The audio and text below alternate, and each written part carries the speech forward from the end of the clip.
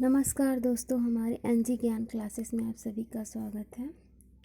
दोस्तों, अगर हमारे चैनल को सब्सक्राइब नहीं किया तो सब्सक्राइब कर लीजिए और बेल आइकन को दबा दीजिए ताकि आपको आने वाली वीडियो की नोटिफिकेशन आपको मिलती रहे।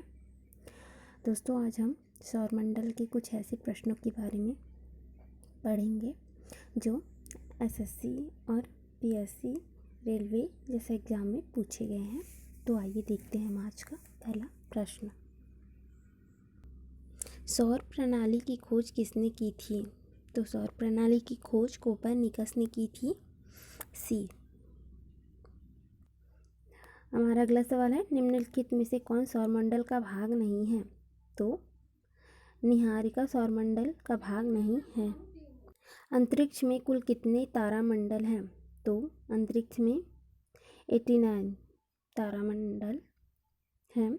सी। अगला सवाल है, ब्रह्मांड में विस्फोटित तारा कहलाती है? तो अभिनव तारा विस्फोटित तारा कहलाती है। अगला सवाल है, वैज्ञानिक जिन्होंने सर्वप्रथम खोज की पृथ्वी सूर्य के चारों ओर घूमती है, तो वो वैज्ञानिक का नाम है कोपरनिकस।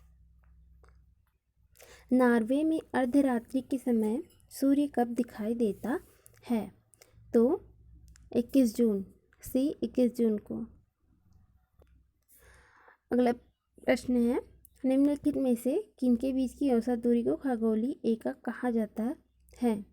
तो सूर्य और पृथ्वी के बीच की दूरी को खगोलीय एकक कहा जाता है, मतलब ए पृथ्वी तथा सूर्य। अगला प्रश्न है, मध्यरात्रि सूर्य का क्या अर्थ है? तो इसका आंसर है डी, सूर्य का ध्रुवीय वृत्त में देर तक चमकना। अगला सवाल है, निम्नलिखित में से कौन एक तारा है? तो हम सबको पता है चंद्रमा एक उपग्रह के रूप में है और शुक्र और पृथ्वी तो ग्रह है। तो सूर्य एक तारा है चमकता हुआ। अगला सवाल है, सौर पृष्ठ पर लगभग कितना तापमान होता है? तो सी, 6000 सेल्सियस। सूर्य की सतह पर हाइड्रोजन के अलावा दूसरा कौन सा तत्व बहुतायत में पाया जाता है? तो हाइड्रोजन के अलावा वहाँ हीलियम तत्व पाया जाता है। सूर्य प्रकाश धरती तक पहुँचने में कितने मिनट का समय लेता है? तो ए 8.3 मिनट का समय लेता है। हमारा अगला सवाल, किस ग्रह में चंद्रमा की तरह कलाएं होती हैं? तो बी, बुध।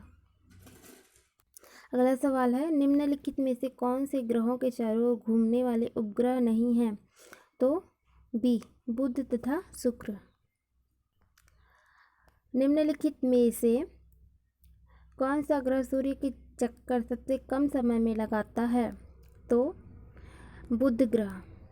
बुध ग्रह सूर्य का चक्कर सबसे कम समय में लगाता है।